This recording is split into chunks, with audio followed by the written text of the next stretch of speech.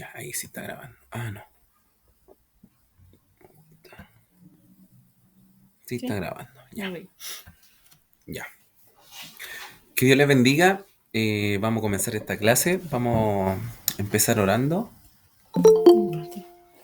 Eh, como está nuestra pastora Marisol, eh, la vamos a dejar a ella para que nos guíe en esta oración de inicio. Amén.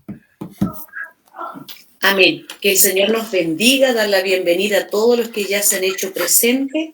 Vamos a elevar una oración para que el Señor sea tomando el control de esta clase desde principio a fin y abra nuestro entendimiento para tener más conocimiento de su palabra.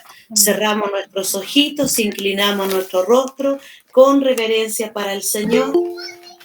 Le agradecemos, amado buen Padre eterno y celestial, la oportunidad que usted nos concede, Señor, de poder obtener más conocimiento de su bendita palabra, para poder, Señor, sembrar la preciosa semilla de su evangelio, Amén. para que pueda caer, Señor, en aquellos campos que son los corazones de las personas. Bendiga y use grandemente a los profesores en esta clase, como abre el entendimiento a cada alumno presente, Señor, que se puedan conectar los que más puedan, porque es maravilloso, Padre, conocer más de usted cada día para nuestras vidas. Y así lo que por gracia recibimos, por gracia poder entregarlo también. Es por eso que lo entregamos todo en sus manos, Señor, para que sea usted actuando y dirigiéndonos, porque Padre, para usted hoy vivimos, como lo dijo el apóstol Pablo, ya no vivo yo, sino que Cristo vive en mí. Amén. Aleluya, bendito y alabado es su nombre. Por lo tanto, todo esto se lo rogamos en el bendito nombre de nuestro Señor Jesucristo. Amén. Amén. Dios, gloria a Dios. Gloria a Dios. Gloria a Dios para siempre. Que el Señor les bendiga y les use grandemente. Amén. Bueno, buenas tardes a los que se han ido sumando. Que Dios les bendiga. Un gusto de verlos. Vamos a continuar con la parte 2 de esta clase de hermenéutica, que va desde la lección 7 en adelante, ¿cierto? No, de la lección 4 a la 7. 4. Ah, 4 a las 7, perdón. No, esa es la última. Perdón. Vamos a compartir pantalla en el Power. Ah, sí, ¿lo tienen listo? Sí, está listo. Y aquí... Uy, no me olvidé esto. Compartir ahí. Ah, aquí. Ya, tu pantalla completa.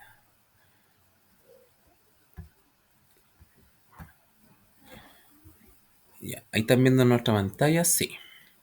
Y el Sí, Power no está sé. ahí abierto. Perfecto. Acá. Sí. No tanto, no. Baja.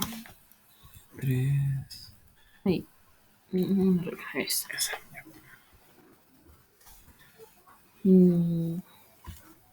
Ahí sí, ya. Ya. Entonces, partimos. La agenda de hoy día de la lección 4, como decía mi esposa, a la número 7, los símiles y metáforas. La lección 5, armonía y diversidad de los evangelios. La lección 6 tenemos la Biblia, interpreta la Biblia, y en la lección 7 finalizamos con el Apocalipsis de Juan. ¿Ya? Ya, entonces partimos con los símiles y metáforas. Ya, nosotros a diario nos comunicamos de diversas formas, ¿cierto? Tenemos dos formas de lenguaje para comunicarnos. Unas de sentido literal y de sentido figurado. Ya, y esto es súper a diario. Por ejemplo, cuando yo digo, ándate a la punta del cerro. Literalmente, no manda a nadie a la punta del cerro, ¿cierto? Anda a freír mono al África. Anda a freír mono al África. Tampoco alguien, no, eso no es literal, ¿cierto?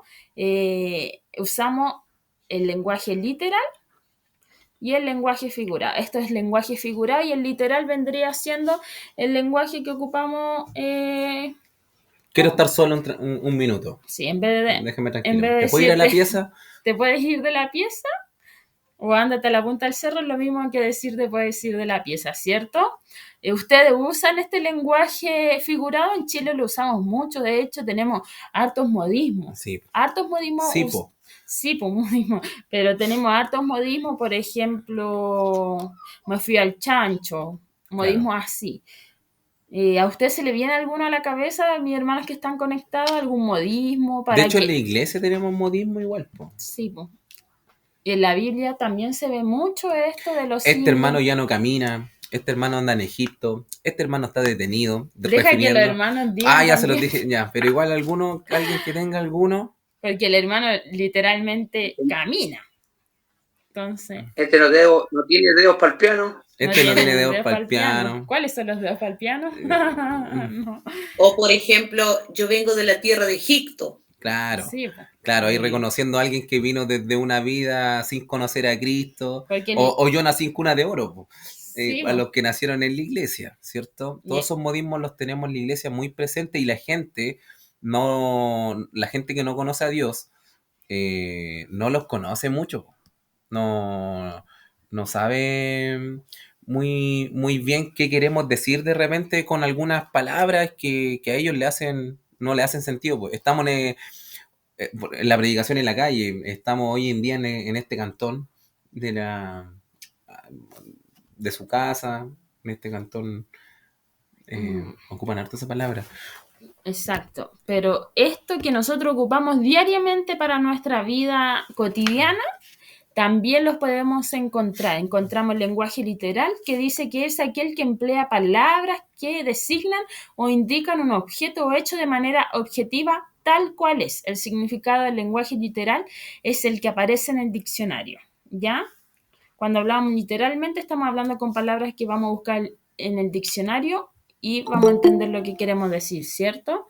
Y también tenemos lenguaje figurado, que eran estos ejemplos que dábamos, que es aquel que utiliza palabras con un sentido distinto del que tienen habitualmente esas palabras, o se les usa así porque ese sentido tiene alguna semejanza real o imaginaria con lo que se quiere decir.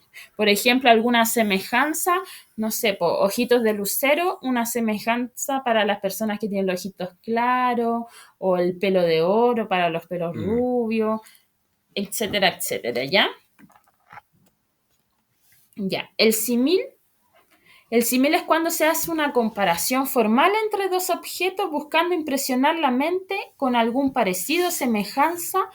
Esa figura se llama símil, cuando es una comparación formal. Ya, en Isaías 55, 10 y 11, hallamos un ejemplo de esto, ¿ya? Porque dice en Isaías, mi amor, ahí, ¿por qué?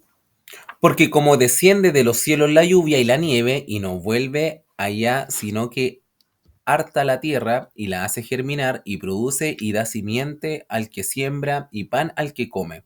Así será mi palabra, que sale de mi boca, no volverá a mi vacía. Antes hará lo que yo quiera, y será prosperada en aquello para que la envíe. Hay otra, soy semejante al pelícano del desierto, soy como el búho de las soledades, velo y soy como el pájaro solitario sobre el tejado. Salmos 102, entonces, versículo 6. Tenemos en Isaías y en Salmo, y estos son textos que son similares, usan como ejemplo algo similar, algo, un símil, ¿cierto? Símil de similar. Por ejemplo, sabemos que el rey David habla aquí en un tiempo donde está solo, en un tiempo de soledad, ya, pero no, literalmente él no es el pelícano en el desierto, ni el búho en la soledad, es cierto, ni el pájaro solitario en el tejado, no, pero sí nos deja en claro, muy claro, habla por sí sola la Biblia, que se siente solo, que está en soledad, ya, y estos textos los encontramos muy seguidos en la Biblia, ya. Y les voy a invitar a ustedes, a todos, que por favor tengan sus Biblias ahí a la mano, porque para poder entender los símiles y metáforas que tenemos dentro de la Biblia es necesario que vamos leyendo, ¿ya? Otro ejemplo en Mateo 7:15 dice, guardaos de los falsos profetas que vienen a vosotros con vestidos de oveja, mas de adentro son lobos rapaces, ¿ya? Ahí Mateo no está hablando literalmente de las ovejas o de los lobos rapaces, sino que es un símil, una comparación a una persona, ¿cierto? Una persona que simula ser una ovejita, pero en el fondo es un lobo rapaz. Es una comparación, es un símil para que nosotros podamos crear una imagen en nuestro cerebro y entender lo que Jesús nos quería decir, ¿ya? Y también tenemos las metáforas. ¿Ya? La metáfora es la forma de expresión más breve y más contundente que transforman las palabras de su significado literal a uno nuevo y notable. ¿Ya? En Mateo 5, 14 y 16 tenemos un ejemplo súper claro donde a nosotros se nos hace esta metáfora, este símil con ser la luz, ¿ya? Vosotros sois la luz del mundo, una ciudad sentada sobre un monte no se puede esconder, ni se enciende una lámpara y se pone debajo de un almud, más sobre el candelero, y alumbra a todos los que están en casa. Así alumbre vuestra luz. Mateo 5, 14 y 10, hasta el 16. Ya, entonces podemos ver, esta es una metáfora, porque no es una similitud, por ejemplo, que, como la que hacíamos recién de nosotros con la oveja. No, esta es la metáfora que es como el texto completo, ¿ya? Que es la imagen completa, la palabra completa. Jesús nos envía como una imagen de que nosotros somos la luz, ¿ya? No es que andemos encendidos como luces, no. Por eso también es una metáfora, no es literal. Pero es como la frase, la versión completa que Jesús nos quiere mostrar, ¿ya?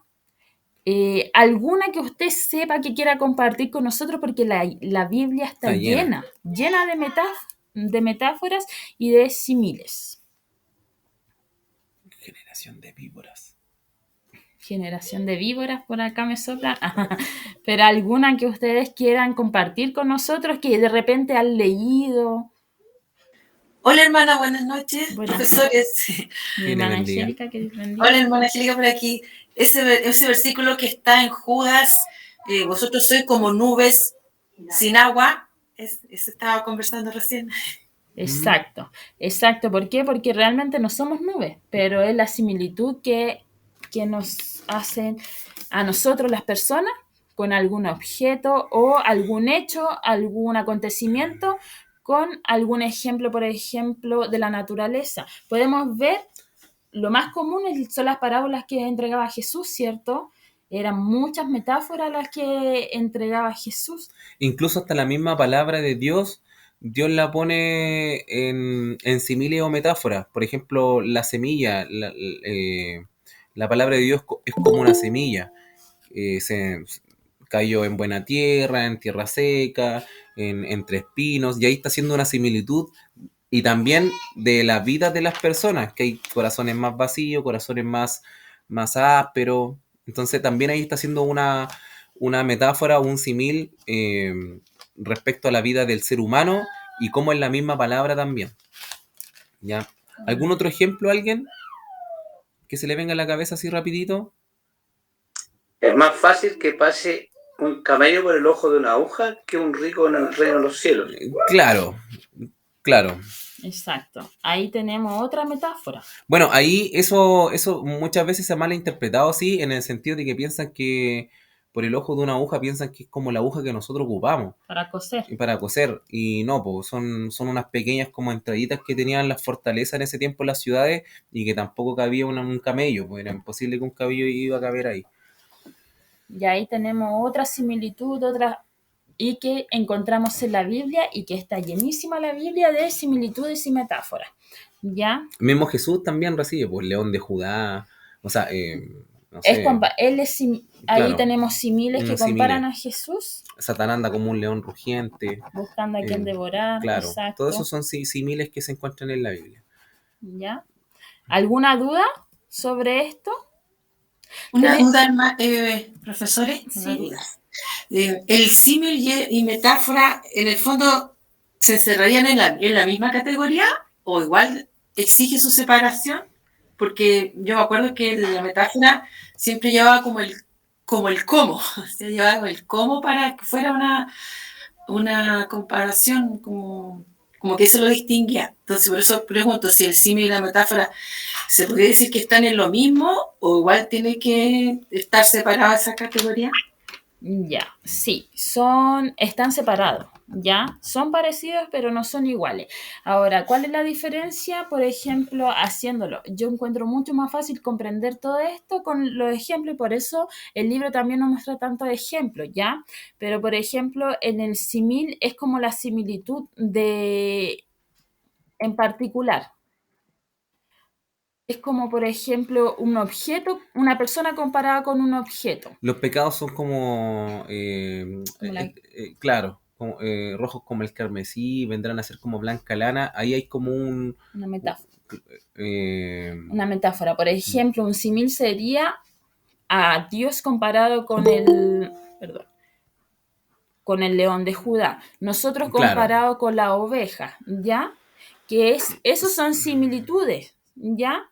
¿Por qué se compara, por ejemplo, cuando mostrábamos que David, para mostrarnos que estaba en soledad, era comparado con el pájaro en el tejado, con un búho en la soledad? ¿Por qué? Porque son similitudes, pero en cambio, en la metáfora tenemos como una historia nueva. No sé si me logro explicar. Es como una historia nueva. Cuando hablamos, por ejemplo, de la luz del mundo que somos nosotros, es como que buscan toda una historia nueva para mostrarnos lo que nos quieren explicar. No sé si me entiende. Sí, está clarito. Gracias. Ya, perfecto. ¿Alguna otra duda? Encontramos otras figuras literarias dentro de la Biblia, ¿ya? Tenemos primero la figura literaria de los tipos, que son las personas, lugares que hacen referencia a personas, a lugares, ¿ya? Tenemos los modismos, que son dichos de aquella época. Por ejemplo, hijo de David, cuando gritaban ahí, hijo de David, ten misericordia de mí. Sabemos que ¿quién era el papá de Jesús? José, ¿cierto? Literalmente no era David, sino que venía de la genealogía, pero un modismo era gritar hijo de David, eran como frases de la época, ¿ya? Tenemos símbolo que representa algo invisible. Por ejemplo, la paloma, cuando bautizaron a Jesús, representaba el Espíritu Santo, ¿ya? La columna de fuego en el desierto también tenía su representación, que también era la presencia de Dios que lo acompañaba. Bueno, y el Apocalipsis está lleno de símbolos. Bueno, que más adelante vamos a ver igual. Sí, exacto. Tenemos las parábolas, que son la manera de enseñanza, y quien más las usaba era Jesús, ¿cierto? Tenemos las alegorías, que son imágenes representativas que vendrían siendo como las metáforas. ¿Ya? Las fábulas son las que tienen una moraleja. Por ejemplo, algo que no es vivo, que le da vida a algo que no tiene vida. Sí, que no tiene vida. Por ejemplo, que las piedras hablaran.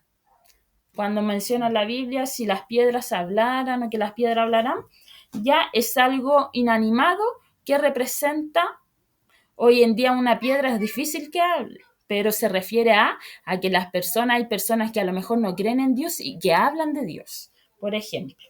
¿Ya? Tenemos los proverbios, que son narraciones llenas de sabiduría.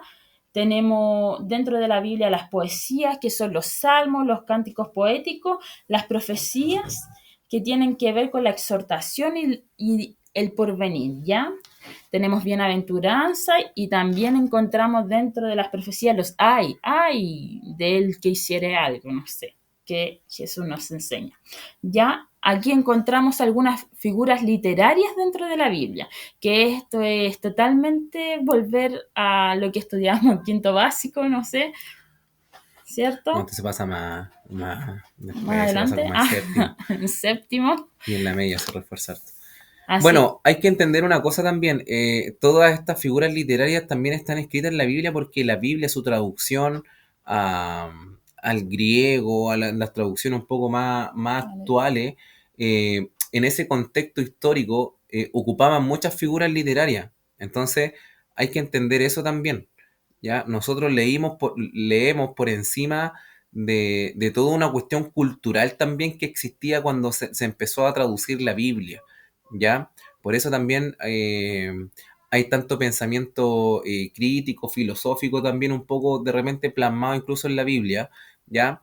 Y acá, no me malinterprete, la Biblia siempre, eh, toda traducción, toda traducción que la Biblia ha tenido a través de la historia, siempre va a tener una pizca del sentimiento, de la emoción, de lo cultural, de lo que esté viviendo la persona que está traduciendo la Biblia, siempre va a estar plasmado un poco en su traducción, ¿ya? No hay ninguna traducción que sea literal, no hay nada, nada, nada.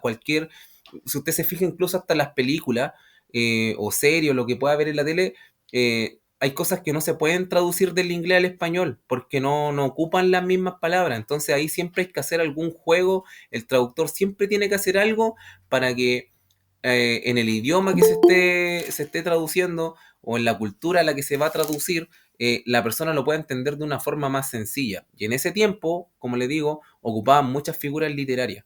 Entonces por eso también la Biblia está llena de esto.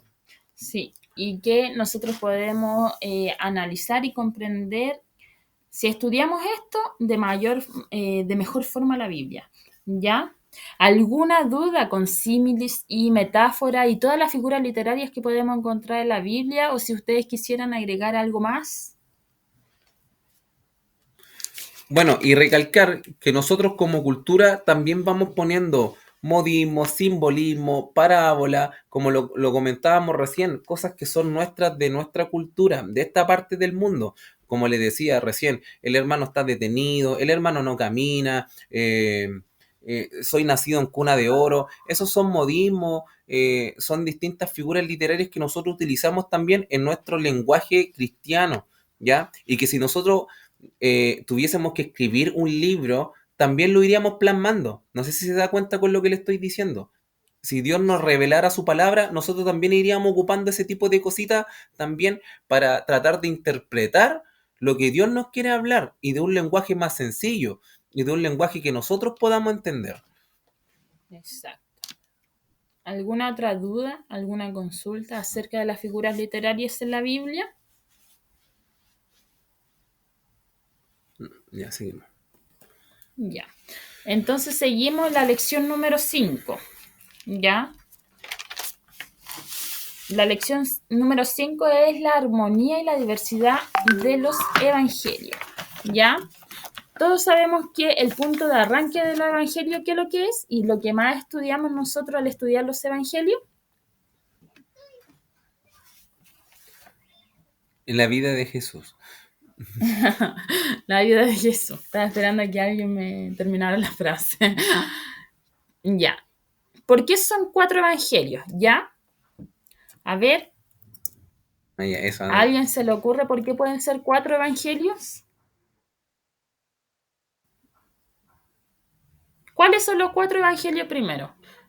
De los que estamos acá conectados. ¿Alguien me puede decir cuáles son los 4 evangelios que nosotros encontramos en la Biblia? Marco, Lucas, Mateo, Marcos. Juan y Mateo. Muy bien. Mateo, Marcos, Lucas y Juan. Y Juan. Exacto. Esos son los 4 evangelios que nosotros encontramos en la Biblia. ¿Ya? ¿Por qué ustedes piensan que son 4 evangelios? ¿Por qué usted escribiría 4 veces casi el mismo libro? Yo pienso que son diferentes, o sea, obviamente son diferentes formas de ver la vida de Jesús, lo que él hizo, no sé, son diferentes perspectivas y formas también de narrarlo. Ya, perfecto. Kevin, ¿cierto? ¿El Sí, Kevin? sí. Sí, Kevin. Ya. Exacto, Kevin. Tenemos, para el otro lado. Ya, 4 evangelios porque son 4 puntos de vista diferentes, 4 tipos de enfoques diferentes. Ya, perdón. Ahí sí que toma regla. Ya, los 3 primeros evangelios son llamados sinópticos. Ya, sin significa junto. OPSI, un panorama junto, ¿ya? ¿Por qué? Porque son los tres que más coinciden dentro de la narrativa de la vida de Jesús. Los tres primeros, que serían Mateo, Marcos y Lucas, los que más coinciden, mientras que Juan relata un panorama más divino de Jesús, o sea, un panorama diferente.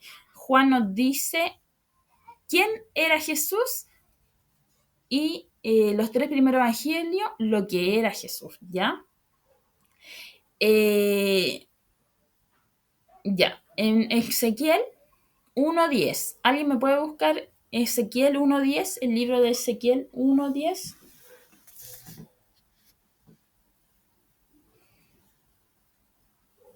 Les dije ahí, tuvieran sus Biblias a la mano.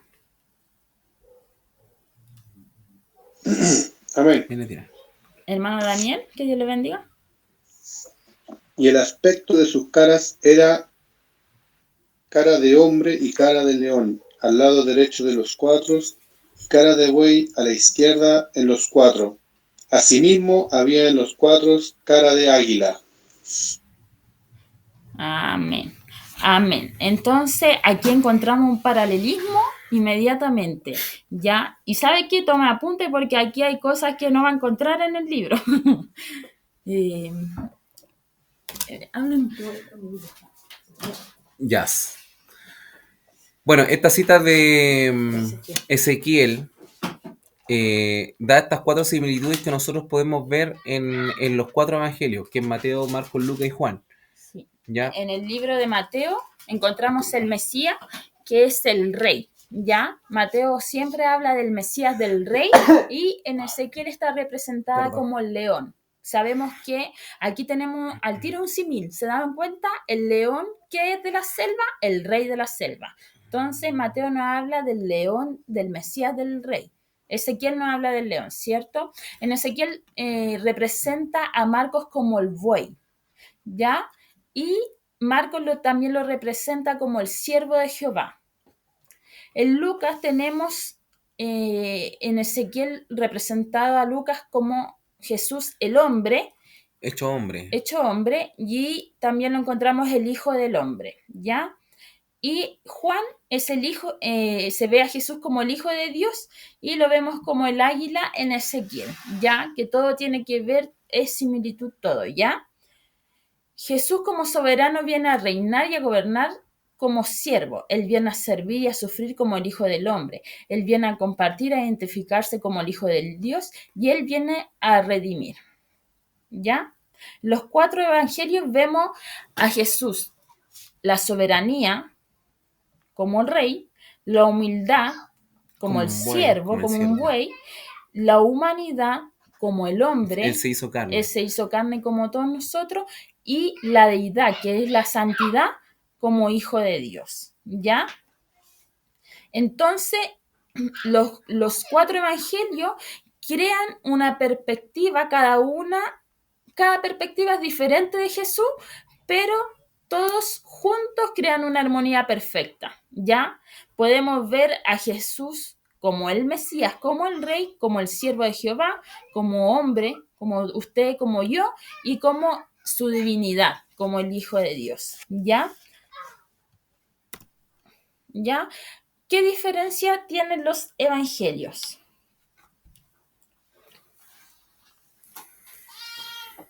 La diferencia, Mateo escribe con referencia a la mente hebrea.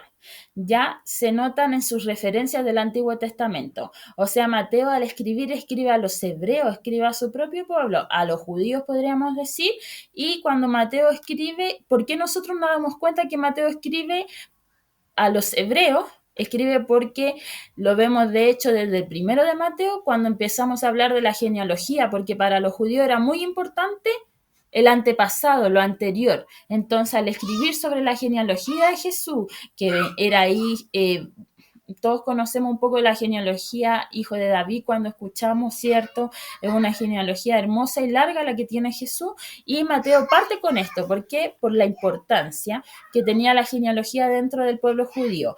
Pero también no solamente hace referencia a la genealogía, sino que muchas veces menciona textos sacados de del Antiguo Testamento, podríamos decir, ¿ya?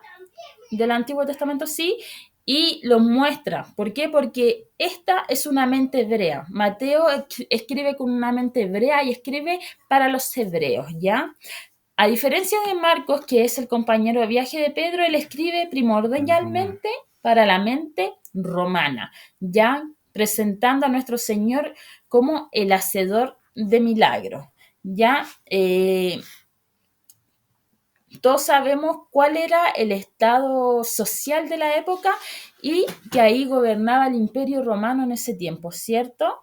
Entonces necesitábamos que Jesús se mostrase hacia los romanos también, porque en el fondo tenían el dominio de toda la ciudad, el dominio de toda la política de ese tiempo, entonces era primordial, no primordial, sino que de suma importancia, al igual que todos los otros libros, mostrar a Jesús también a los romanos. ¿Por qué? Porque entendemos que Jesús no solamente vino a los judíos, sino que vino a todos nosotros, a los romanos también vino, y como ellos tenían este imperio poderoso, era necesario que Marcos pudiese mostrar a Jesús hacia los romanos, ¿ya? Lucas, el compañero de viaje de Pablo, bueno, Lucas era doctor. Y aquí tenía que haber una mente un poco más científica igual, por decirlo de algún modo, aunque en ese tiempo no era igual la ciencia que conocemos hoy, ¿ya? Pero sí era con el fin de mostrar a Jesucristo, ¿ya? Y revelarlo hacia los griegos, ¿ya?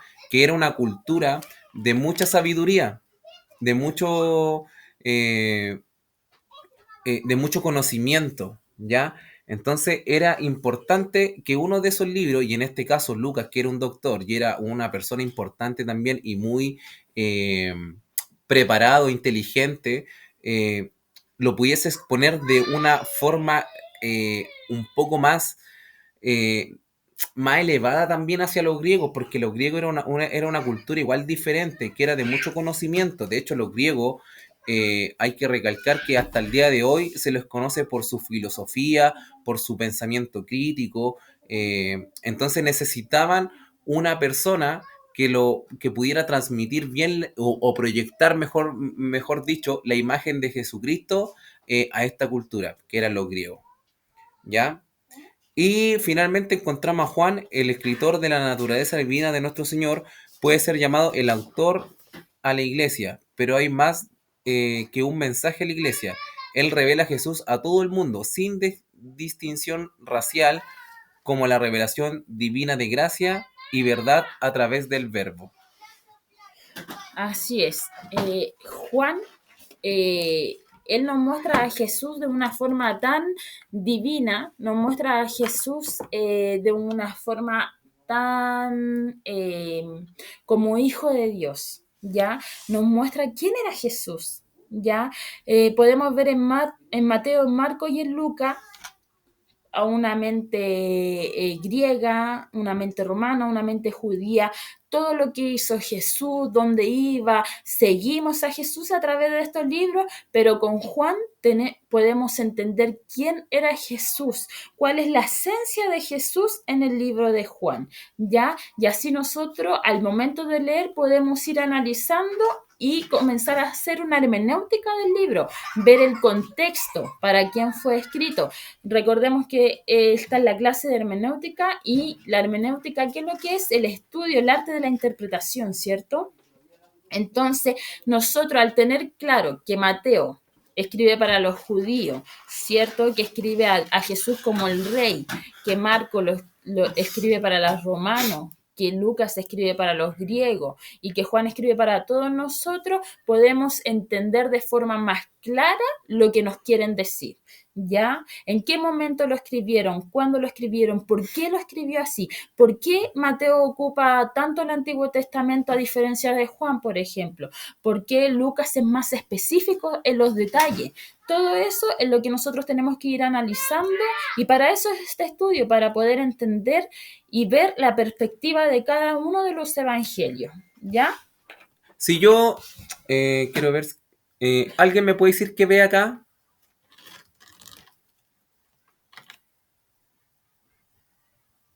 Es como un cubo.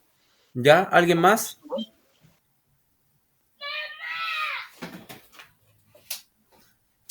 ¿Alguien más me puede decir qué ve acá? Zanahoria. Se ve ahí también. ¿Ya? Otra persona, por favor. Un cubo con diseño. ¿Ya? Otra persona.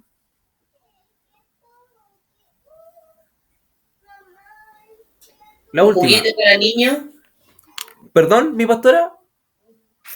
¿Un juguete para niños? Ya. Sí, todas también, ¿cierto? No hay ninguna respuesta mala. El tema es que todos lo vemos de forma diferente, ¿ya? Así igualmente es por lo mismo, porque nosotros tenemos un pensamiento diferente. Toda cultura, toda persona, aunque vivamos en este mismo lado del mundo, tiene una forma de ver las cosas. Nuestro pensamiento es muy diferente al pensamiento que tienen en Oriente. Occidente y Oriente es una cuestión muy diferente. Asimismo también y Jesús y Dios en su plan divino sabía que nosotros éramos personas diferentes, aunque ellos estuviesen ahí en ese mismo zona geográfica, por decirlo de algún modo. Necesitaba él mostrar a su hijo, mostrarse él como carne, también Dios soberano en la tierra, mostrarse de diferentes formas para que todos lo pudiésemos tratar de entender de algún modo, ¿ya? Porque para todos se revela de forma diferente.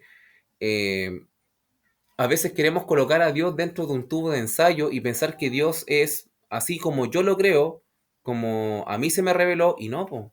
Dios es multiforme. Dios se revela de múltiples formas a muchas culturas, a muchas personas, porque sería bastante egoísta de parte de nosotros pensar que Dios es como nosotros lo creemos nomás. No me malinterpreten con lo que quiero decir, no estoy diciendo que Dios se personifica en quizás lo que crean en algunos brujos en India, no sé, tampoco quiero alejarme tanto, pero sí es diferente cómo ven a Dios quizás en Rusia, no sé, en Afganistán, los cristianos que allá luchan por el cristianismo, lo que a lo mejor Centroamérica cree de Dios, lo que nosotros creemos de Dios, hay una gama enorme también, y como les vuelvo a repetir, Dios es multiforme. Dios multiforme. La forma que usted cree de Dios no es la misma que quizás crea otra parte del mundo. ¿Ya? Ya, entonces, bueno, aquí los 4 evangelios tienen tanta armonía, son tan armoniosos que sobrepasan cualquier escepticismo, ¿ya? Porque es tan sorprendente la forma de que son tan distintos en sí, pero son tan armoniosos los 4 y se abrazan y crean un solo Jesús que sobrepasa cualquier escepticismo, cualquier persona que diga, no creo en el Evangelio, no creo en Jesús y todo, al momento de leer el Evangelio, es tanta lo armonioso que son que deja a cualquiera con la boca abierta. Bueno, un caso que nosotros podemos ver en el Antiguo Testamento donde Dios se puede revelar de diferentes formas cuando el profeta quiere sentirlo en un gran viento, quiere sentirlo en un terremoto, pero al fin lo siente en un viento apacible. Ahí vemos un ejemplo de cómo Dios se manifiesta de diferentes formas para ese profeta, ¿ya? Y él lo espera de una forma, pero Dios se manifiesta de otra, ¿ya? Por eso, no me malinterprete con lo que dije anteriormente, ¿ya? Nosotros creemos en un Dios trino, Dios Padre, Dios Hijo, Dios Espíritu Santo. Esas son las bases del cristianismo, lo que nosotros creemos igual, ¿ya? Yo voy a lo que voy, es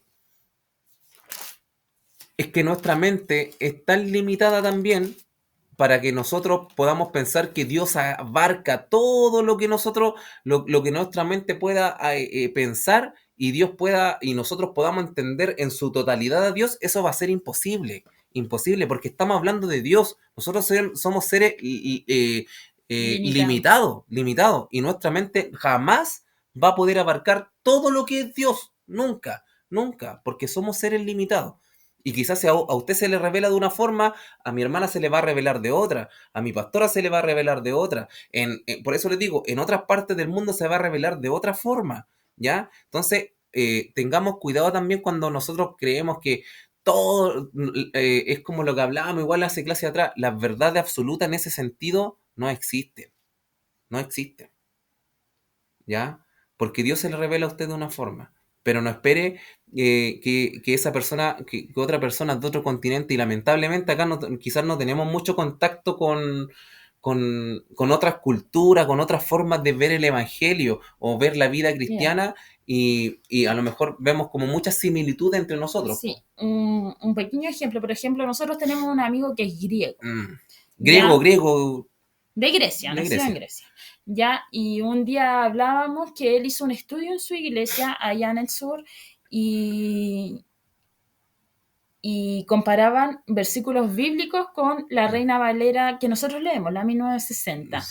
Y él nos decía, porque la Biblia griega antigua, él tiene una Biblia griega antigua, y nos decía que la Biblia que menos se parece a la Biblia griego antigua es la Reina Valera de 1960, y que estaban todos atónitos, que decían, él nos decía así, el pastor de allá de una iglesia grande que va en el sur, él decía que no podían creer porque pescaban un versículo, estuvieron toda una clase comparando un versículo, pescaban un versículo y la comparaban con la Biblia antigua que está en griego, y decía algo muy distinto. Entonces, él nos decía que hay versiones que son más similares, incluso, por ejemplo, la NTV, que, ¿cierto? La NTV dijo, la Dios habla hoy, por ejemplo, que son versiones distintas de la Biblia, que nosotros nos va a servir a nosotros nuevas versiones para poder estudiar. Esto no significa que usted va a llegar a su iglesia con la Biblia, la NTV, y va a decir, ya, ahora vamos a leer esta Biblia porque mi hermana dijo que leyéramos esta Biblia. Y ni tampoco desechar la Reina Valera 1960, ¿ya? Pero por eso les digo, por ejemplo, esas versiones han sido versiones que han escrito algunos sacerdotes y monjes que estaban perseguidos, que en su tiempo también eran perseguidos porque se les prohibía en su contexto donde se estaban traduciendo la Biblia, era prohibido, pues era algo malo lo que estaban haciendo. Entonces ellos también vivían persecución por tratar de estar escribiendo la escritura, la palabra de Dios, de lo antiguo, pero también, como les decía, también iba con algo de su cosecha. También iba con su momento emocional, espiritual que estaban viviendo. Y de lo que también. ellos entendían de las palabras también. Po. Claro. ¿Ya? Porque no todas las personas después se fue perdiendo lo que es el arameo, por ejemplo, todo eso que fue escrito antiguamente, que después fue traducido al griego, ¿cierto? Todo eso se iba perdiendo con el tiempo la lengua. Ya hubo un tiempo, de hecho, cuando Jesús estuvo aquí en la tierra y lo estudiamos, ni siquiera se hablaba mucho de lo que estaba escrita en la Biblia antigua, pues, ¿cierto? Claro, en los tiempos de Jesús ya era un idioma que se estaba perdiendo, que era el arameo. Ya, ¿alguna duda sobre la armonía y la diversidad de los evangelios? Un libro... ¿Sí? ¿El Kevin? No, es que voy captando bien la idea. Súper. ¿Alguna otra duda, acotación? Seguimos entonces. Seguimos avanzando. Ay, me pierdo un montón. Sí. Ya, lección 6. Lección 6. Aquí mi hermano Daniel, bien atento. La lección número 6, ya en la Biblia interpreta a la Biblia. Así es el título de esta lección, ¿ya? En las Escrituras podemos encontrar varias semejanzas de diversos pasajes, ¿ya? Y estas semejanzas se dividen en 4 tipos, ¿ya? El primer tipo son pasajes paralelos del Antiguo Testamento y cita hecha por escritores recientes de otros libros más antiguos. La 2 tenemos citas neotestamentarias del Antiguo Testamento. En 3 tenemos citas del Nuevo Testamento de origen neotestamentaria, y 4 citas de escritos apócrifos y tradición oral. Ya vamos a desarrollar cada una y tener en cuenta que la Biblia se escribió en 1600 años aproximado, con más de 40 autores, ¿ya? Mire, yo le voy a dejar pensando en algo. La Biblia es el libro que más se vende en el mundo. Bueno, hay que recalcar también que ahora en septiembre estamos celebrando el mes de la Biblia, también importante, ¿ya? Pero imagínense, yo le voy a poner un caso que no es con otro libro, con un libro que actualmente y el fin de semana ha causado mucho revuelo y que ha sido el proyecto de nueva constitución que se quería escribir, ¿ya? ¿Por qué quiero colocar esto? Porque ¿cómo se llaman los que hicieron? Constituyente. Los constituyentes eran, ¿cuántas personas? Eran varias, eran muchas. Y entre ellos generaba un problema en cómo podían tratar de interpretar todo lo que la sociedad chilena quería hacer, ¿ya? Y ellos pensaban a lo mejor que estaban en lo correcto, pero el fin de semana se demostró todo lo contrario, que no era lo que la ciudadanía quería. ¿A qué voy con este ejemplo? ¿Ya? Que imagínense, la Biblia tiene más de 40 autores, 40 personas, pero hay muchas más personas que trataron que en el tiempo, o sea, en el 1600 y después para adelante, siguiendo con el pasar del tiempo, se fueron sumando traductores, personas que traducen la Biblia a otro idioma, ¿ya? Y eso una problemática también, porque como decíamos, hay palabras que no se dicen igual. De hecho, nosotros podemos hablar acá español en esta zona del continente americano, pero por ejemplo, los chilenos siempre se dice, oh, los chilenos ocupan hartas palabras que no entienden. Entonces, imagínense cómo hacer entender a todo un universo, a todo un mundo, por decirlo, a todo el planeta, con palabras que tienen que entenderlas todo en diferentes culturas, en diferentes idiomas, es algo muy complejo de hacer. Entonces, eh, no quiero que se quede con que, hoy a lo mejor la Biblia que yo estoy leyendo no es la correcta. No, tampoco la invitación a eso, ¿ya? Sino como lo hemos estudiado en situación atrás, en clase atrás, usted pídale sabiduría a Dios para entender y Dios se le va a revelar con esta versión, con otra versión, pero Dios es soberano y Dios es quien se revela a usted. Mire, lo que le voy a decir, quizás la Biblia, alguna de las Biblias, cualquier versión que usted pueda tener algún error de traducción y que no es a lo mejor lo más cercano a la exégesis o a la raíz de la escritura que está en los idiomas, en hebreo, en arameo, en griego. Pero aún así, a lo mejor con esas falencias que nosotros tenemos en nuestra Biblia, por lo que ya le expliqué, aún así Dios se puede revelar a su vida, ¿ya? Y Dios puede manifestarse, ¿ya? Pero no se quede con esa sensación, a lo mejor, y no nos malinterprete con decir, uy, a lo mejor la Biblia que estoy leyendo no es la correcta y la cuestión. No se quede con eso, ¿ya? Por favor, no nos malinterprete. Mire, y yendo más allá, la Biblia se escribió en 1600 años aproximadamente, con más de 40 autores, y después todas las traducciones, la Biblia del Oso, la Septuaginta, ¿cierto? Todas las traducciones que nosotros conocemos, pero siempre sabemos que la palabra de Dios no vuelve vacía, primero, y segundo, que la Biblia es inspiración, es la palabra de Dios, y los hombres que escribieron la Biblia fueron inspirados por Dios, no escribieron usar las palabras al azar, sino que fueron inspirados por Dios. Ya, así que le invito a que se quede con eso, que la Biblia es inspiración de Dios. Nosotros seguimos leyendo nuestra Biblia, amamos la Biblia, le invitamos a amar y a querer seguir escudriñando. ¿Ya? La Biblia interpreta la Biblia, tenemos el primer modo, que es los textos paralelos del Antiguo Testamento con cita hecha por escritores recientes. ¿Ya? Ese es el primero que leíamos acá, ¿cierto? Que es el mismo que dice pasajes paralelos al Antiguo Testamento y cita hecha por escritores recientes de libros más antiguos. Y aquí tenemos algunos ejemplos. Por ejemplo, en Génesis 11, 10 al 26 es similar a Crónicas 1, 17 al 27. No es similar, sino que Primera de Crónicas 1 ocupa palabras de Génesis 11, que ahí habla de la genealogía. Saca la genealogía que escribió Moisés y la inserta en Crónicas, ¿ya? Por ejemplo, en Salmo 8 es similar a 2 Samuel 22. ¿Ya? ¿Cuál fue primera escrita? Segunda de Samuel. Ya, entonces nosotros vamos a segunda de Samuel. Si alguien me puede ayudar a buscar segunda de Samuel 22. A ver.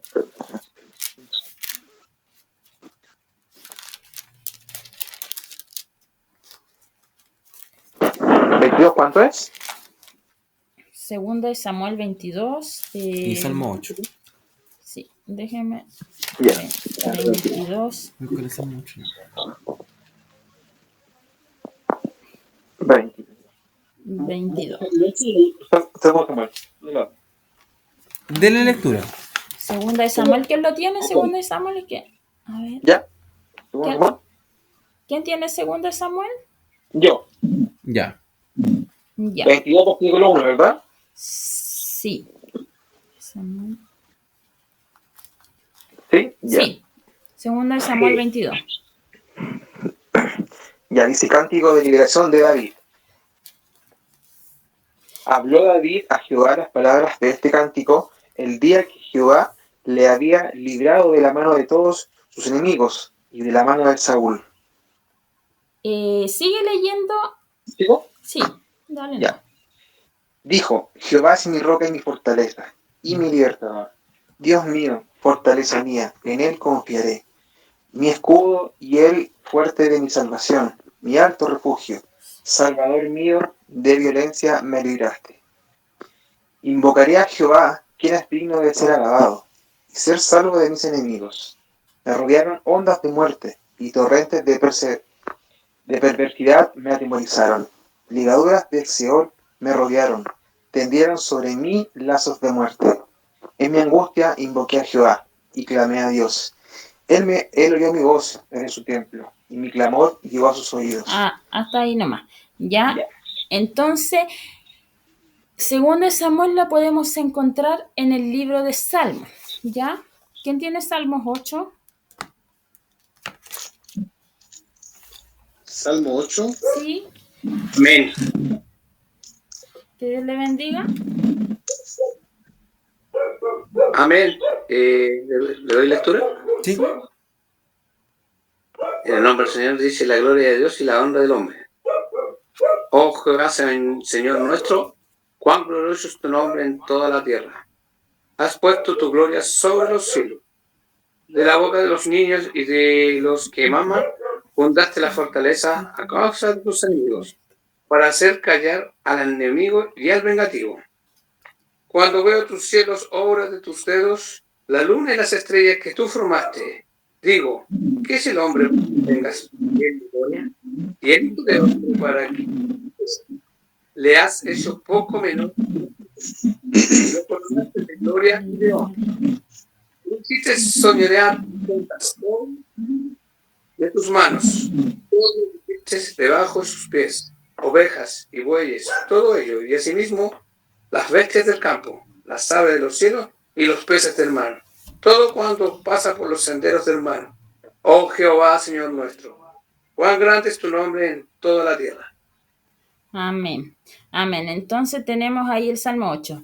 Pero si nosotros nos fijamos en el libro en 2 Samuel, pero que, disculpe, me di cuenta que era muy largo el 2 Samuel 22, se me había olvidado lo largo que era, como para leerlo ahora, pero si, no sé si ahora usted después se detiene a leer este libro, 2 Samuel capítulo 22, podemos encontrar muchos escritos que después encontramos en los Salmos, ¿ya? Entonces, cuando hablamos de los textos paralelos del Antiguo Testamento con citas hechas por escritores recientes, esto quiere decir que los escritores del Antiguo Testamento, por ejemplo, en este caso, David, tomó la Biblia, que era la Septuaginta, o que los escritos, los papiros que habían en ese tiempo, los tomó y lo plasmaba de forma casi literal, ¿ya?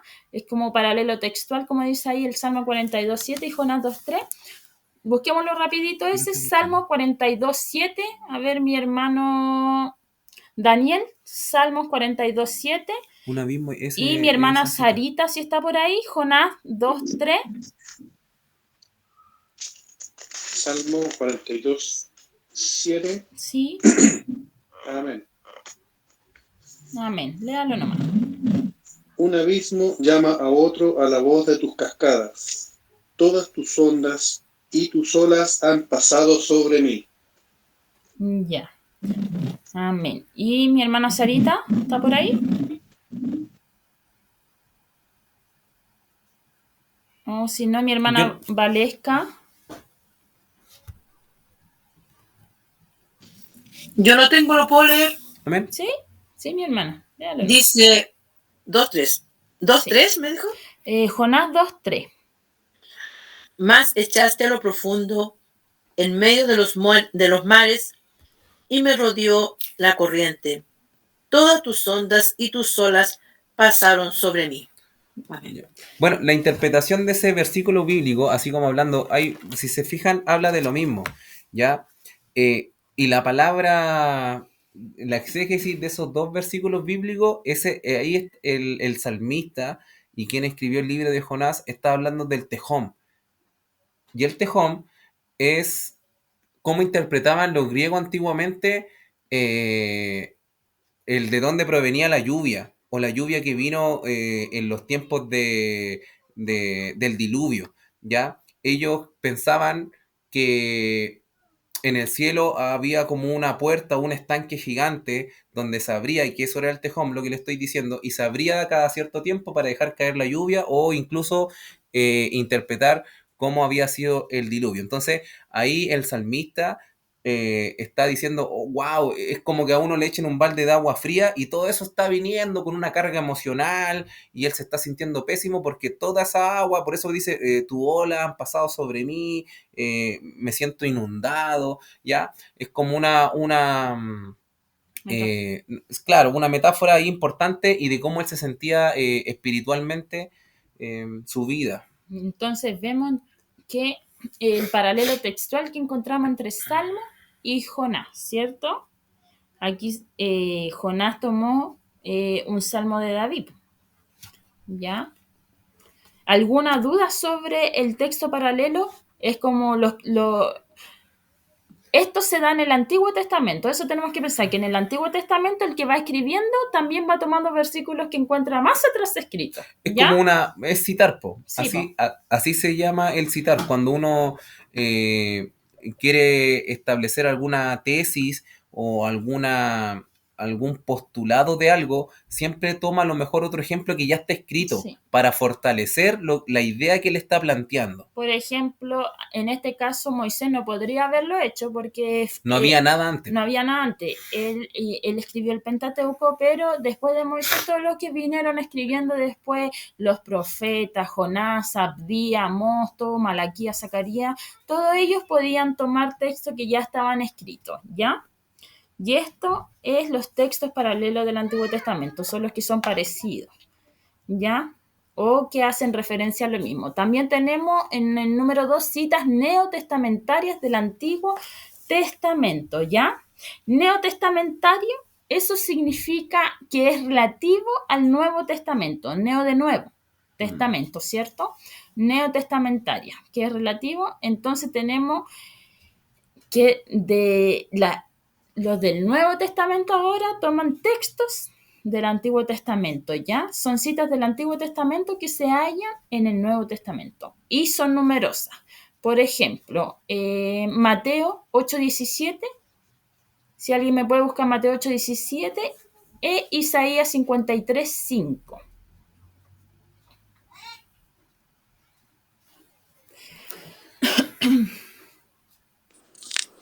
Ya. ¿Quién encontró Mateo 8:17? Amén.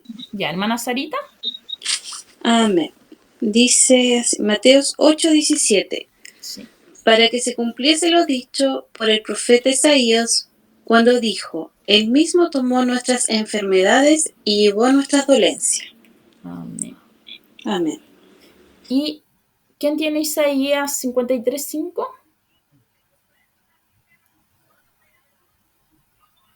Isaías 53:5. Amén. El hermano Joan. El hermano Joan. Amén. Amén. El libro fue nuestra liberó morido por nuestros pecados. El castigo de nuestra fe sobre él. Y por su llaga fuimos curados. Ah, así es. Amén. Ahí está. Entonces, podemos ver que es textual, ¿ya? Que en el libro de Mateo podemos encontrar las citas que dijo el profeta Isaías de forma textual en Mateo 8:17. Ahora vamos a ver otro ejemplo que es en 2 de Corintios. Nuestra hermana Susana Zapata, si nos puede buscar en 2 de Corintios, capítulo 6, versículo 16 al 18. Después nuestro hermano Kevin, Éxodo 29:45. Nuestro hermano Luis, Levítico 26:12. Y nuestro hermano Daniel, Isaías 52:11. Si nos puede leer ese.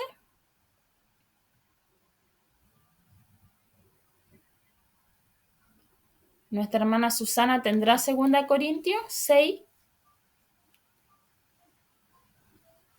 ¿Qué 2 Corintios 6?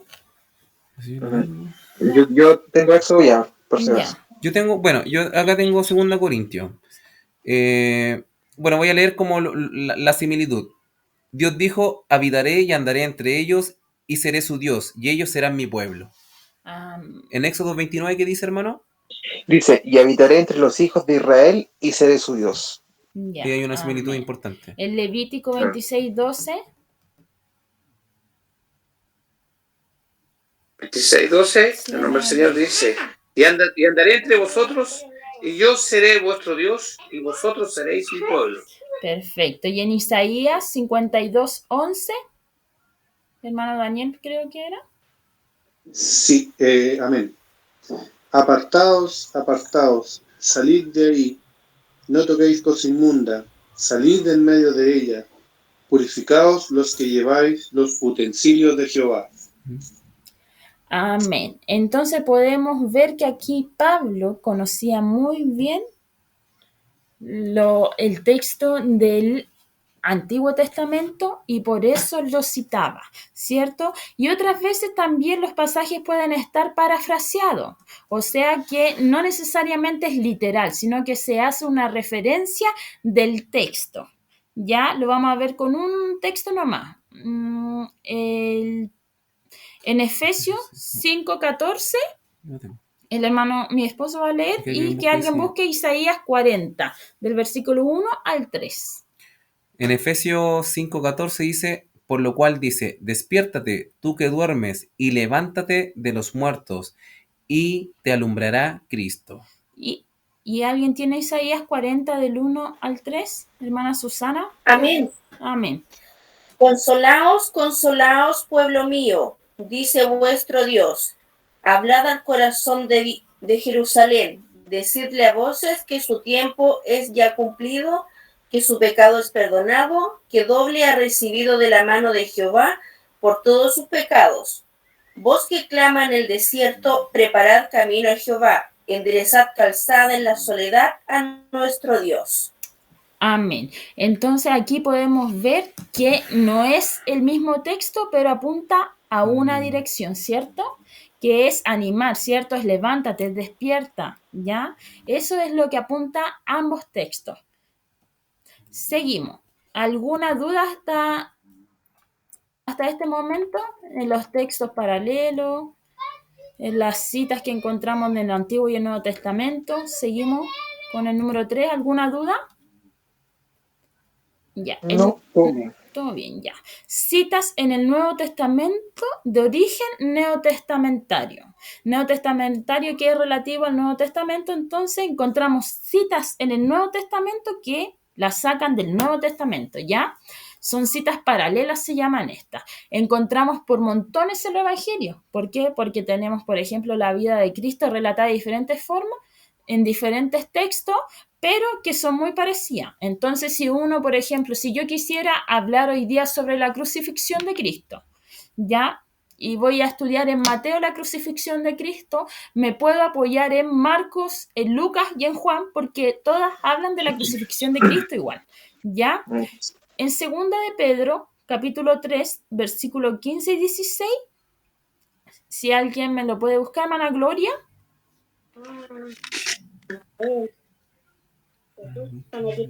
O hermano Luis, no sé si él... Amén. Amén, léalo nomás. Amén. Segunda de Pedro 3, 15 y 16. Amén. Dice, y tened entendido que la paciencia de nuestro Señor es para salvación, como también nuestro amado hermano Pablo, según la sabiduría que le ha sido dada, os ha escrito. Juan en todas sus epístolas, hablando en ellas de estas cosas, entre las cuales hay algunas difíciles de entender, las cuales los indoctos e inconstantes tuercen, como también las otras escrituras para su propia perdición. Amén.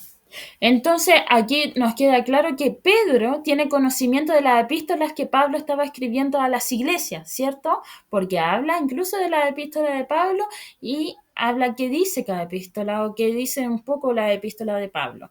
Así que también aquí encontramos que Pedro ocupa las citas de Pablo, de la epístola de Pablo. Y ahí encontramos citas del Nuevo Testamento en el Nuevo Testamento, ¿ya?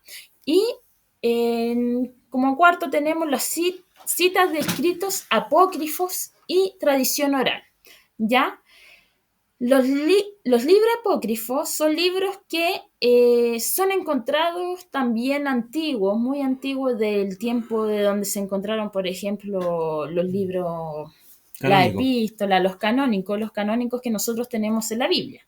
¿Ya? Esos son los libros canónicos. Y los apócrifos son libros que también se encontraron, pero no tenían suficiente base como bíblica o teológica para los sacerdotes que formaron la Biblia en ese tiempo, ¿ya? Entonces quedan fuera de la Biblia. Bueno, de hecho, en la Biblia hay un solo libro que no se habla de Dios como el Dios que conocemos. ¿Alguien sabe? Bueno, ahora que estamos en el mes de la Biblia, en la Biblia que nosotros utilizamos hay un solo libro que no tiene... que no habla específicamente de la relación de Dios y hombre. El libro de Esther.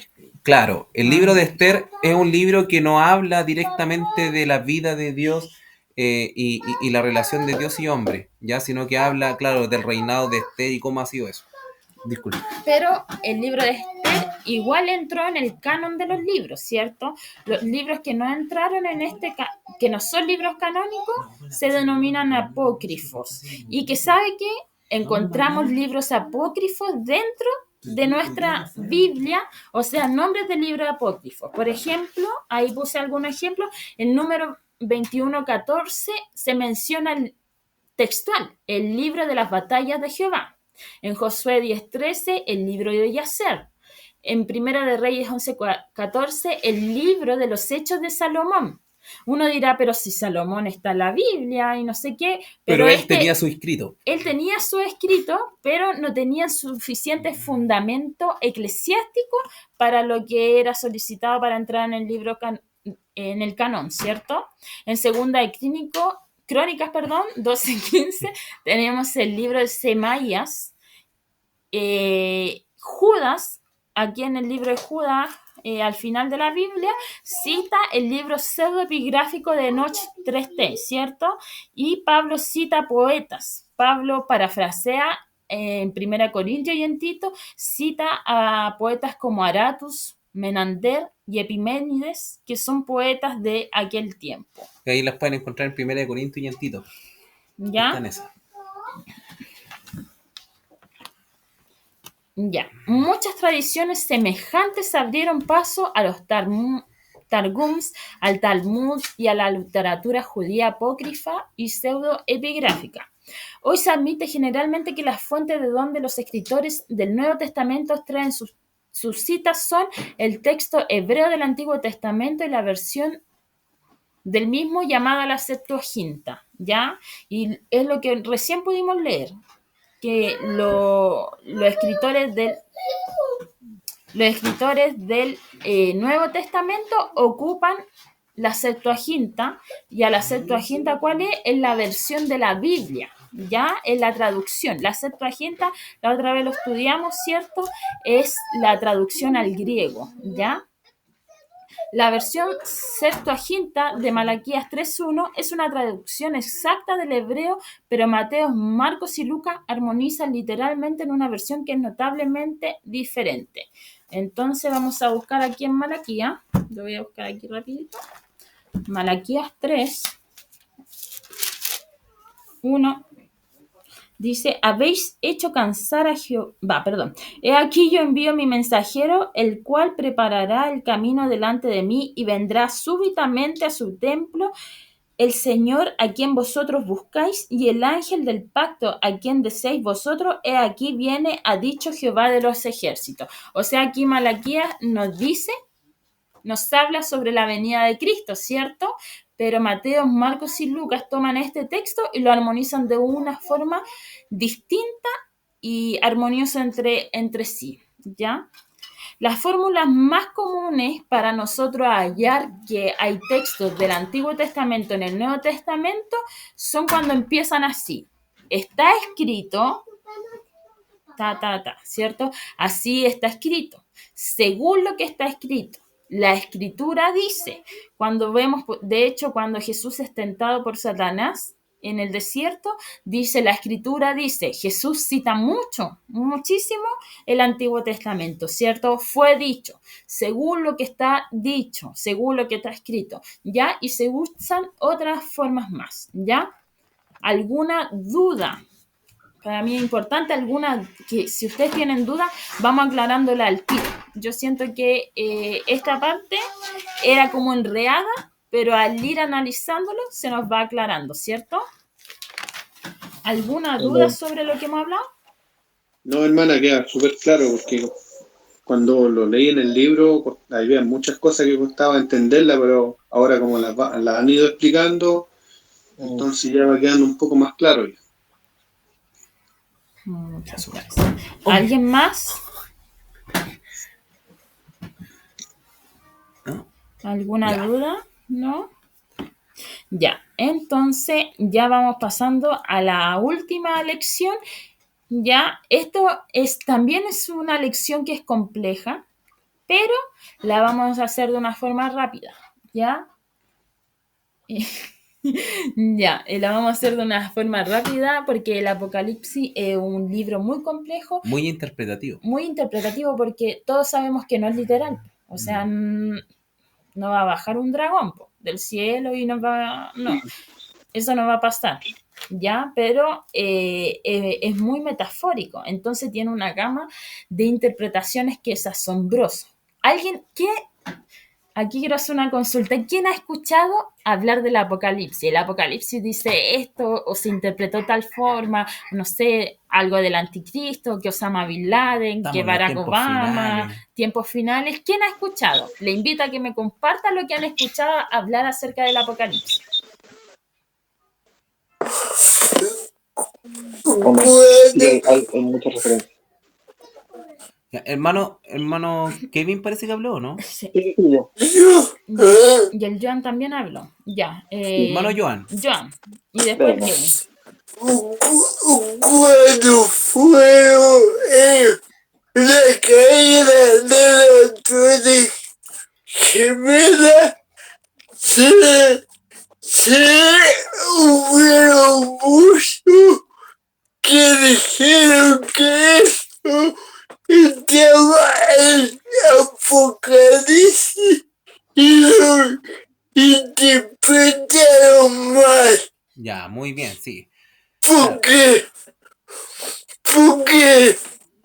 yo tengo entendido que todo lo que hay después del capítulo 5 va a ser después que venga el Señor Jesús por la iglesia. Ya. Claro, el hermano Joan ahí está o algunas personas, él nos explica que interpretaron como las caídas de las Torres Gemelas, que estaban escritas en la Biblia y que eso iba algo apocalíptico, ¿cierto? Sí, generalmente siempre escuchamos como ese tipo de cosas cuando pasa algo. Hermano Kevin. Sí, bueno, yo sí, era para solamente acotar que, claro, que por ejemplo, en mi caso desde chico, quizás se nos había enseñado que el libro de Apocalipsis era un poquito complejo, que había que tomarlo de repente por ahí con miedo, pero cuando uno va creciendo en el Señor y se informa un poquito más, se da cuenta que es un libro de mucha bendición, que exactamente es un libro que no es literal, sino que también habla de forma muy, donde uno tiene que estudiar para ver eso, cómo realmente tomar las cosas. Y claro, hay referencias a los tiempos de ahora, hay referencias, por ejemplo, también a las iglesias católicas, qué sé yo, por ahí. Y eso, pero para mí, yo que lo he leído, no del todo, pero ha sido de bendición saber lo que se viene. Ya, gracias hermano Kevin. ¿Alguien más quisiera dar una opinión respecto al libro del Apocalipsis o de Revelación? Y a lo mejor comparar un poco en los tiempos que estamos viviendo y hacer alguna interpretación de eso.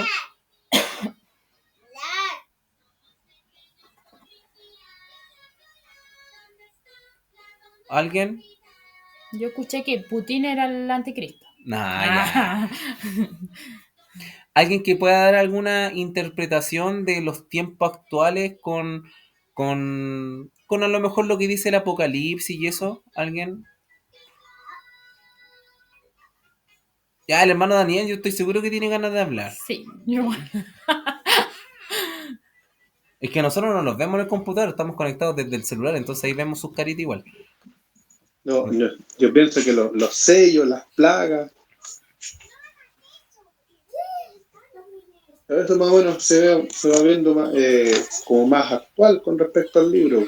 Igual es un libro que siempre se trata poco,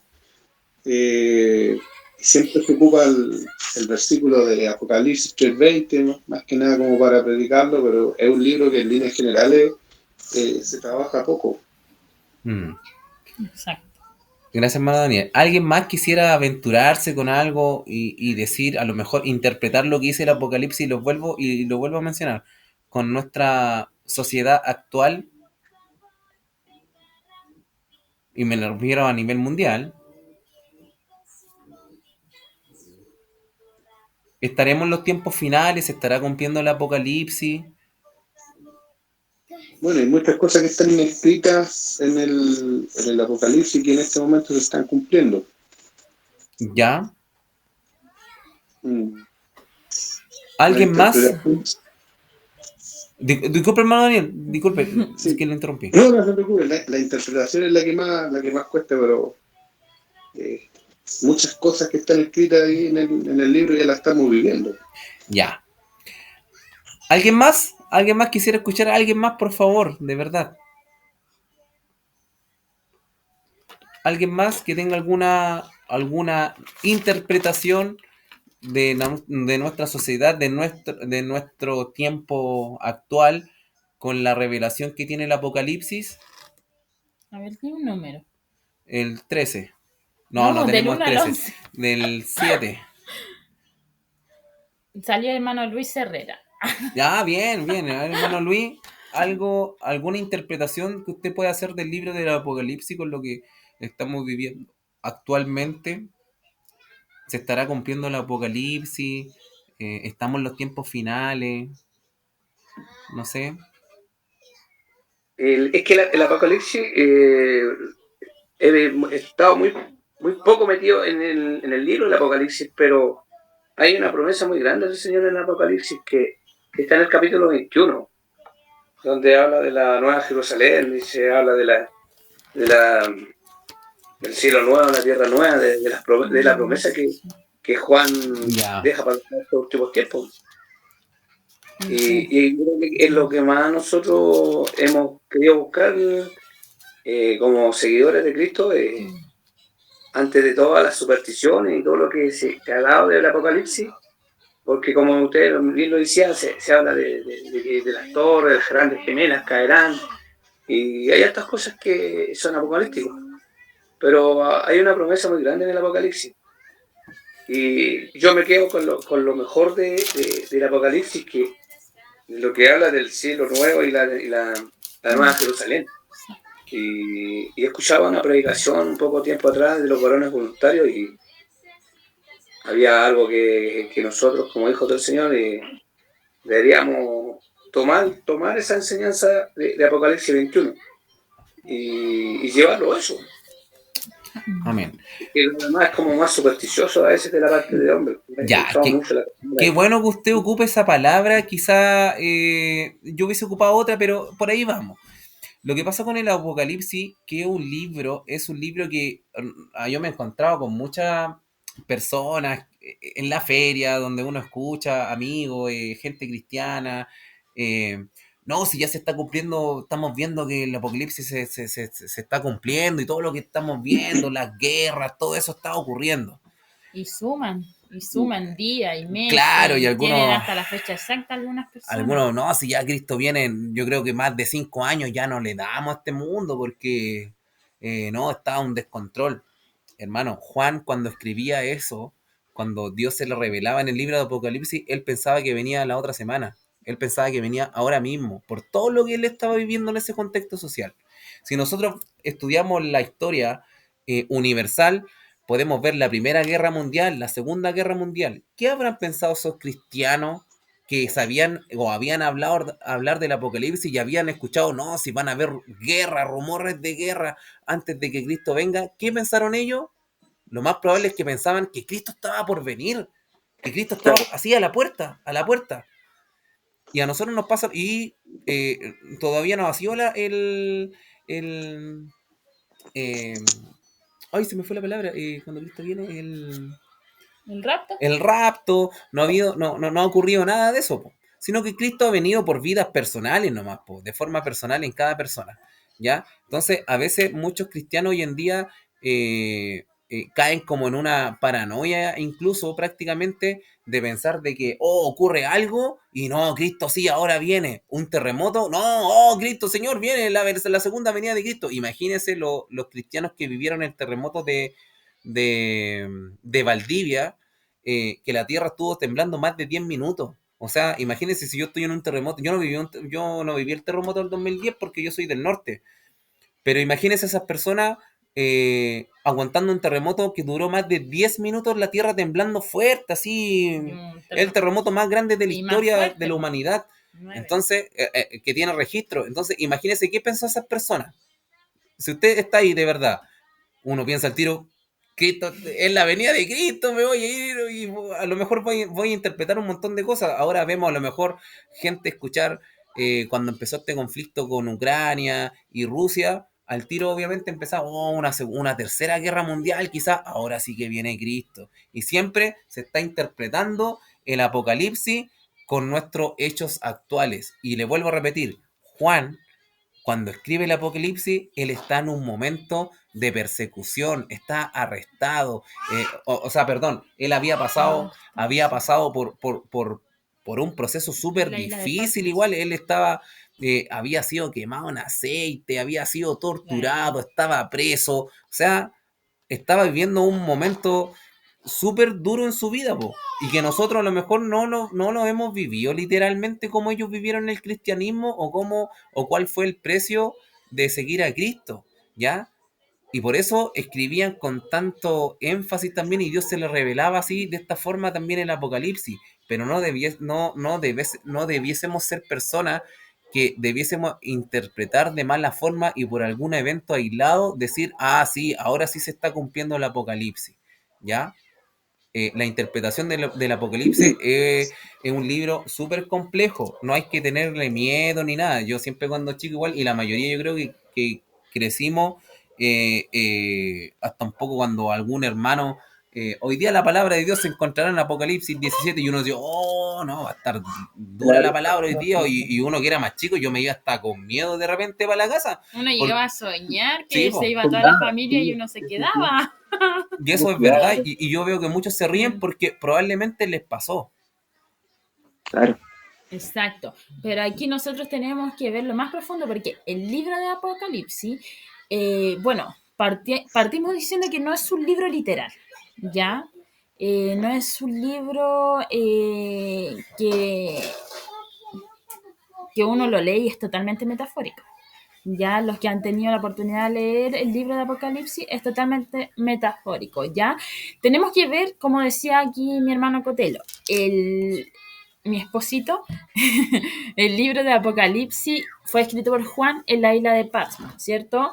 Ya estaba viejo Juan, ¿cierto? Entonces, él ya había vivido tanto y estaba en un tiempo tan difícil donde, de hecho, aquí hay un pequeño gráfico donde sale...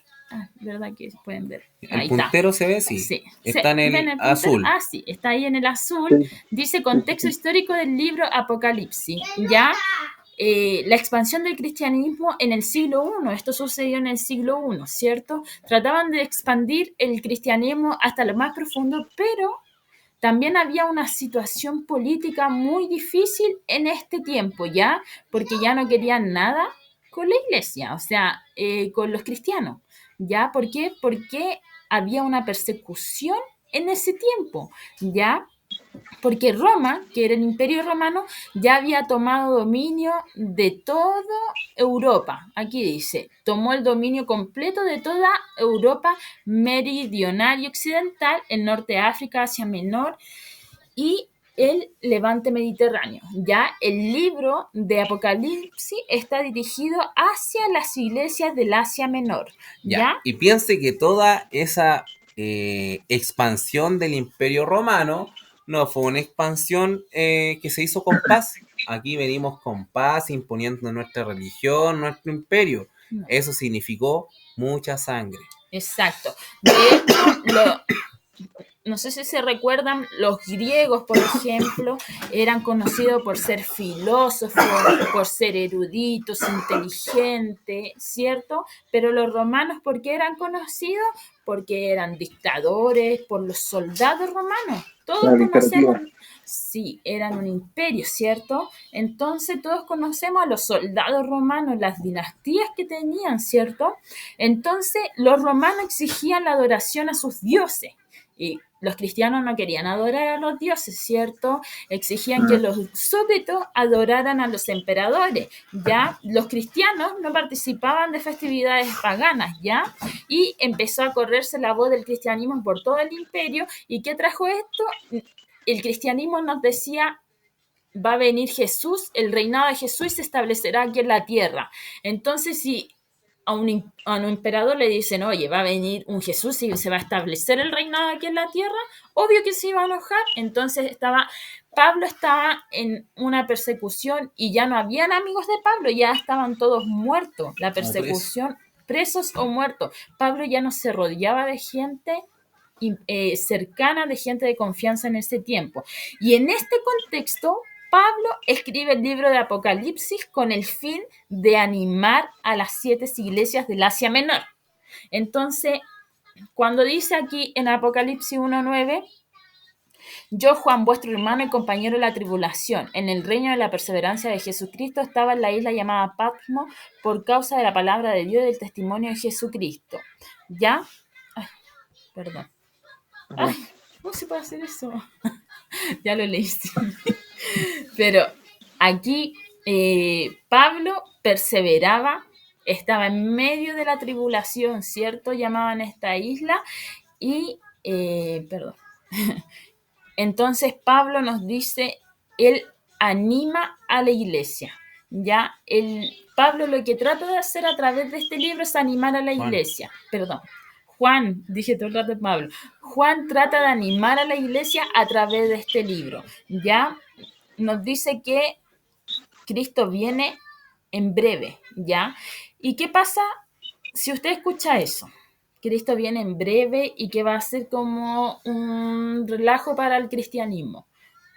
¿Qué pasa si usted escucha eso? ¿Pensará que va a venir en más de 2000 años más? No, pues ellos pensaban que Cristo venía ahora ya, ahí, los venía a en ese sacar tiempo, de eso. los venía a librar de la opresión que ellos estaban viviendo en ese contexto. Entonces, aquí en el Apocalipsis, nosotros tenemos que tener mucho cuidado. Se dice que el Apocalipsis, si usted quiere predicar del Apocalipsis, idealmente que sienta inspiración de Dios y que Dios le diga predica del Apocalipsis, porque no es llegar y predicar, porque para predicar del Apocalipsis hay que hacer una tarea profunda. Lo que menos puede causar el predicar la palabra de Dios es temor en las personas. Y muchas veces se ha predicado un evangelio del terror, un evangelio del miedo. Y sobre todo se hace jugando con el apocalipsis, ¿ya? Por eso imagínense, cuando fue el 2000, muchas personas también se mataron en masa porque también interpretaban, y habían incluso hasta cristianos que interpretaban el apocalipsis y decían, no, sí, ahora se va a acabar el mundo y la cuestión y bla, bla, bla, y se mataron en masa. Eso fue noticia mundial. Ustedes que son más adultos algunos, saben de lo que digo, eso fue verdad, ¿ya? Entonces, es importante que cuando usted predique del apocalipsis, sea eh, un respiro, una nueva noticia, un contentamiento de que esto que a lo mejor estamos viviendo, que a alguien le incomoda ver tanta maldad, que la sociedad está como así, va a terminar en algún momento. Pero si nosotros creemos que Cristo viene, nosotros creemos que Cristo viene. ¿Kevin? Tengo una acotación que me surgió como la duda, o sea, la duda de una acotación. Que siento, no sé si estoy en lo correcto, que siento que el tema de la persecución a la iglesia, de los tiempos difíciles, digamos, complicados que se ha pasado a la iglesia, el cristianismo, se ha ido como repitiendo. Sí, por ahí me doy cuenta, porque también, por ejemplo, me acuerdo que Isaías me parece que también pasó algo similar, que también los tiempos de él eran duros, eran complejos, también se repitió después ahora, y también se repite también hoy un poquito hoy en día, entonces, como que se está repitiendo. De hecho, todo cambio social o todo evento social importante en la historia universal se va repitiendo.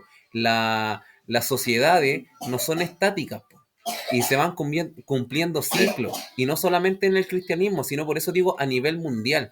Y también lo podemos ver en la escritura. Pero ojo con eso también, con esas interpretaciones, porque en realidad un verdadero cristiano siempre va a vivir en persecución. ¿Ya? Si usted no vive en persecuciones porque a lo mejor no se está mostrando tan cristiano frente a los demás, ¿ya? Porque hoy día nosotros quizás no vivamos en esta parte del mundo una persecución que sea física, que haya un maltrato físico, pero sí a lo mejor puede haber una persecución que es súper intelectual, ¿ya? Que es súper humanística, pero en otros lados del mundo sí hay una persecución que es con muerte, ¿ya? Que los cristianos mueren por seguir la causa de Cristo. Entonces, ojo con esas interpretaciones también, ¿ya? Y por eso le digo, si usted no se siente perseguido, cuidado ahí, ojo ahí, porque hay que sentirnos perseguidos por la causa de Cristo, ¿ya? Porque siempre la causa de Cristo es así, es persecución. De hecho, de repente se nos olvida a que Jesús vino a traer guerra, a que Jesús vino a eso. Por eso les digo, el mensaje de Jesús, algunos lo malinterpretan y piensan que Jesús era buena onda, andaba así todo el rato como un hippie y la cuestión. Y no, pues Jesús era una persona súper violenta en su contexto social, ¿ya? Sobre todo con las personas que malinterpretaban la palabra de Dios, ¿ya? Era duro, Jesús era súper duro en sus dichos con esas personas. ¿Ya? Amén. Amén. Ya. Hermano, también hay que tener en cuenta de que cuando Juan empieza a escribir el libro del Apocalipsis, empieza con las 7 cartas. Algunas de ellas son de la Odisea, de Esmirna, ¿cierto?, a Éfeso, y cada una de esas iglesias representa la vida de uno. También, ¿cierto? sí. Uno menos, Sí. claro. Exacto. Y antes, y también le dice también que no debemos ser ni fríos ni calientes, porque si no nos va a vomitar, ¿cierto? Primero empieza, ¿cierto?, hablando de las características físicas, ¿cierto?, o espirituales de las personas por medio de esas cartas, y luego después empieza con el tema de las profecías y todo lo que viene después. Perfecto, muy bien. Primero comienza con una advertencia. Amén. Así es. Bueno, las 7 iglesias representan 7 caracteres distintos igual, claro, ¿cierto? Claro, eso iba a mencionar. Los principales sistemas de exposición que se pueden reducirse a 3 conocidos, que son preterista, continua histórica y futurista, ¿ya? El escritor del libro de esta profecía a las de esta profecía. El escritor dirige el libro de esta profecía a las iglesias de 7 ciudades bien conocidas en el Asia Occidental. Que es lo que dice lo que estaba mencionando Exacto. nuestro hermano. A la manera de otros Apocalipsis, este libro es divisible en dos partes principales que pueden designarse, ¿ya? Podemos dividir el libro en dos partes, que es del capítulo 1 al capítulo 11, que es la revelación de Cristo, el Cordero, y la segunda parte es la revelación de la esposa del Cordero. Nosotros, la iglesia. Que es del capítulo 12 al 22, ¿ya? En la revelación del Cordero encontramos la epístola a las 7 iglesias, por la apertura de los 7 sellos, por el sonido de las 7 trompetas, se ve la revelación del Cordero. Y la revelación de la esposa, la visión de la mujer y el dragón, la visión de las 2 bestias, visión del monte Sión, la visión de las 7 plagas, la visión de la Babilonia mística, la visión de la manifestación, milenio y juicio, la visión de la nueva Jerusalén. ¿Ya? Entonces, eso nosotros tenemos del Apocalipsis. Ya se puede interpretar de diferentes formas. ¿Ya? Las más comunes son la preterista, como le decía, la continua histórica y la futurista. Los preteristas sostienen que la mayor parte de la profecía de este libro ya ocurrió, ¿ya? Con la caída de la Jerusalén y la Roma pagana durante el primer siglo del nacimiento de Cristo, ¿ya?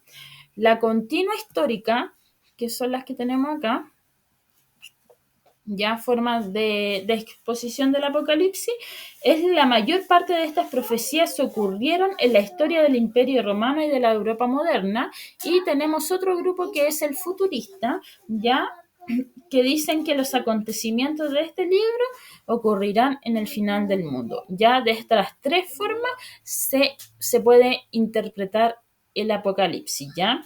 Pero tengamos claro que el libro del Apocalipsis, tiene muchas letras, mucho sentido, se ocupa mucho, por ejemplo, el número 7, hay varios que se ocupan, y los libros que más se utiliza, porque aquí encontramos que el libro del Apocalipsis ocupa muchos libros que encontramos a lo largo de la Biblia, pero el que más se ocupa es el libro de Daniel, y también se ocupa el de Ezequiel y Zacarías. Dentro del libro de Apocalipsis nosotros encontramos estos libros, ¿ya?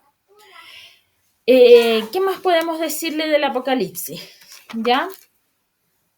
Que aquí tengo algunos, anotado algunos.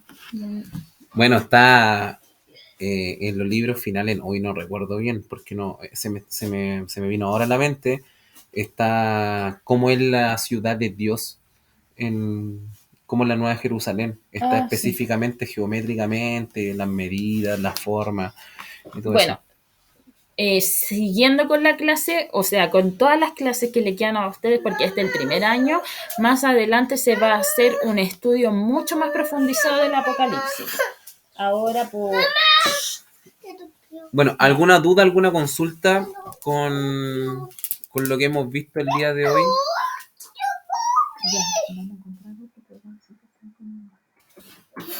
Vamos a parar la grabación. Yo tengo una pregunta. No sé si sepan en este caso. ¿Por qué Juan?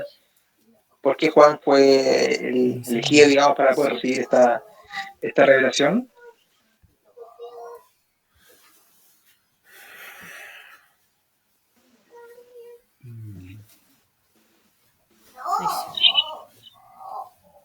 ¿Por qué Juan? Sí. Perdón. Ya. No. Ya. ¿Por qué Juan? Juan, bueno.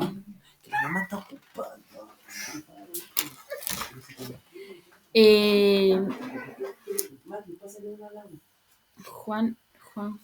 Bueno, Juan era muy cercano, ¿cierto? Tenía harto conocimiento de la palabra de Dios.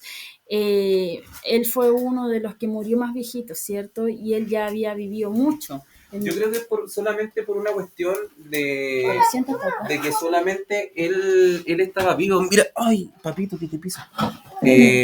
Porque todos los demás discípulos ya al fin y al cabo estaban o muertos o cumpliendo su propósito en otros lugares como África, como Asia, Entonces, mira, la vamos a investigar bien y la vamos a responder también Porque bien la esto otra semana. es Es como como lo percepción de que sí, nosotros. una percepción de nosotros también nomás. Pero está bien igual acertado, o sea, lo que me dijeron, porque tiene lógica. Claro, tiene sentido, pero Sí, queremos tiene aún sentido. así corroborarlo igual, no, Sí. no creernos así como, lo que nosotros decimos es ley. Claro. No, No, Sí. porque nosotros estudiamos igual a la par con ustedes, pero, y este libro lo estudiamos hace hartos años ya, pero sí, yo también creo que tiene que ver un poco con el tema de la edad, de todo lo que había pasado, todo el proceso, porque hubiese sido distinto que a lo mejor Dios hubiese tomado otro hombre y lo hubiese revelado, lo hubiese hecho, le hubiese dado visiones, pero Juan ya había vivido todo esto. Juan no era una persona novata dentro del cristianismo, Claro, para nada, sino que él había padecido de todo lo que nosotros podemos ver, todo lo que había sufrido. Solamente la diferencia con el otro es que era el que se mantenía con vida, de hecho. claro. Pues, hermana, pero yo escuché una vez a una hermana que, eh, que Juan, el que escribió el Apocalipsis, otro Juan, no el Juan que escribió el libro de Juan. Sí, no son los mismos Juanes. Ojo. No, Juan, el teólogo, y el otro era puto Juan. Claro. Y muchos hemos caído en esto que empezamos que Juan apunta el mismo del Apocalipsis. Sí, es que se me apagó el teléfono. Son teorías que se mantienen, pero son teorías que son estudiadas por los teólogos. Ya era lo que nosotros le hablábamos también, que no hay como una verdad absoluta de que Juan fue. Hay teólogos eclesiásticos que hasta el día de hoy creen que... Mati, despacito. Que mi hijo está tocando piano, perdón. Hay teólogos cristianos que hasta el día de hoy sostienen que el que escribió el Apocalipsis es el mismo Juan que escribió el último de los evangelios, que ve a Jesús como la divinidad. ¿Ya? Hay teólogos que sostienen eso, por eso hay diversas interpretaciones hasta de quién escribió el Apocalipsis. ¿Alguna otra consulta, alguna otra duda? Y de todas maneras, Kevin, vamos a seguir buscando por qué fue Juan el escogido. Ya, sí, gracias. Bueno, eso es Muy por bien. nuestra parte. No sé si hay alguna duda, alguna consulta, alguna acotación también. Sabemos que varios de ustedes ya leyeron el libro de Y también saben harto de esto hermenéutica. también. Y lo otro que, como dato, en la prueba no entran preguntas del Apocalipsis, así que no se asuste. Ya. Ya. Bueno, si no hay ninguna duda, ninguna consulta, vamos a estar orando para finalizar esta clase. Vamos a parar la grabación, ¿sí?